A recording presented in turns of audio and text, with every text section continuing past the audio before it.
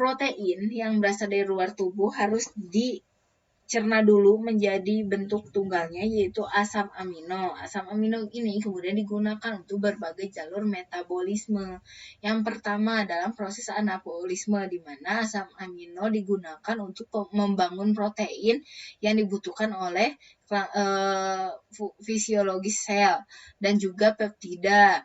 Asam amino ini juga digunakan sebagai sumber nitrogen dalam proses biosintesis asam amino lain dan senyawa yang mengandung nitrogen seperti basa nukleotida. Jika asam aminonya berlebih, maka asam amino ini akan dirubah menjadi sumber energi berupa reaksi katabolisme menjadi ATP. Makanya semuanya bisa dirubah menjadi energi ya. Cuman prosesnya beda-beda. Nah, ini sama seperti karbohidrat dan lemak, jadi protein juga mengalami proses pencernaan dulu ya. Dari protein tadi kan udah dibahas, pepsinogen dirubah menjadi pepsin yang memecah protein. Lalu ada peptid yang bekerja, yaitu tripsin, kimotripsin, dan lainnya. Akhirnya menjadi asam amino yang bisa diserap oleh usus halus masuk ke sistem peredaran darah ya. Ini ada proses katabolisme dari asam amino, di mana asam amino ini dirubah menjadi sumber energi.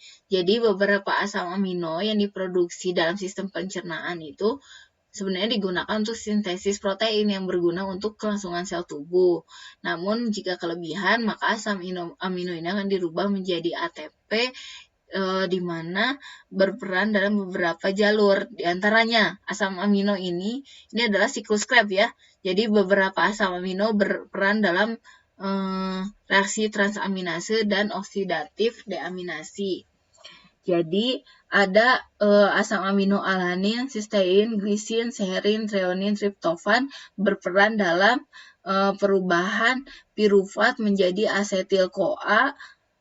Lalu ada isoleusin, leusin, dan triptofan merubah asetil-CoA menjadi asetoasetil-CoA dan terakhir membentuk badan keton. Di sini juga harusnya dijelaskan, cuman terlalu ribet.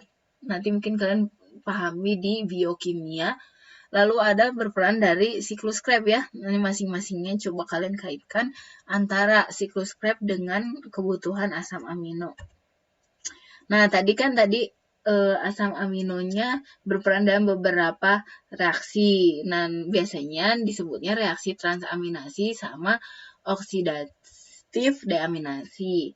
Nah, untuk transaminasi di sini melibatkan transfer kelompok amonium kuartener, yaitu NH3+, di mana NH3+ ini akan terikat pada karbon alfa keto dari asam amino yang ditransfer ke asam alfa keto.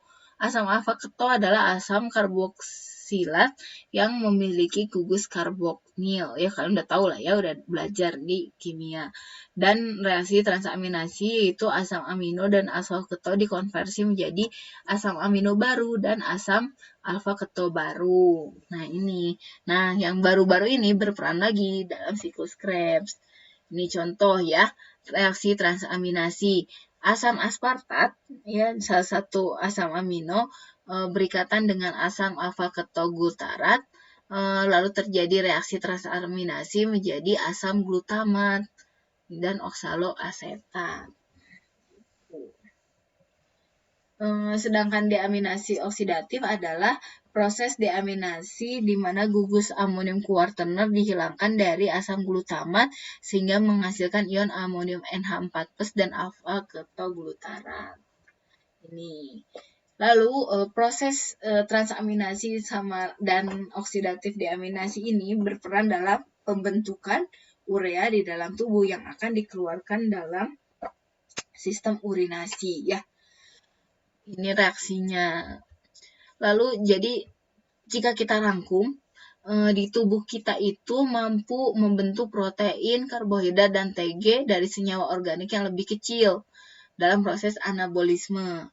Jadi proses anabolisme ini umumnya membutuhkan suatu sumber energi. Nah, sumber energi yang dibutuhkan itu berasal dari reaksi katabolisme, yaitu pemecahan protein, karbohidrat, dan TG yang berasal dari luar ya. Jadi seperti itu inti dari metabolisme. Nah, dari proses katabolisme ada apa aja sih? Mulai dari pencernaan karena merubah molekul senyawa menjadi yang lebih kecil. Lalu dilanjutkan dengan proses glikolisis. Ada pembentukan perubahan asam pirufat menjadi asetil-CoA. Nah, asetil-CoA ini digunakan lanjut ke dalam siklus Krebs. Lalu ada glikogenolisis, yaitu pembentukan glukosa ya, akibat gulanya kurang.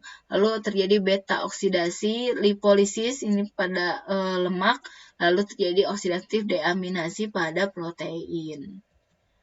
Itu juga dengan anabolisme, gluconeogenesis. Jadi anabolisme, gluconeogenesis itu satu reaksi anabolisme. Lalu glikogenesis, berbentukan glikogen, ya itu juga anabolisme karena membentuk senyawa yang lebih kompleks dari senyawa yang lebih sederhana.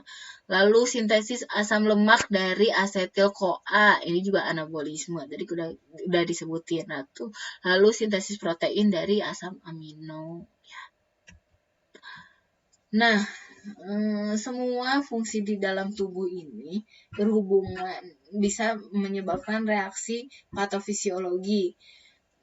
Jika di dalam sistem pencernaan biasanya gangguannya berupa mual, muntah, radang pada lambung, itu gastritis, atau radang pada usus, ulcer, lalu diare, ya, berubah konsistensi feses.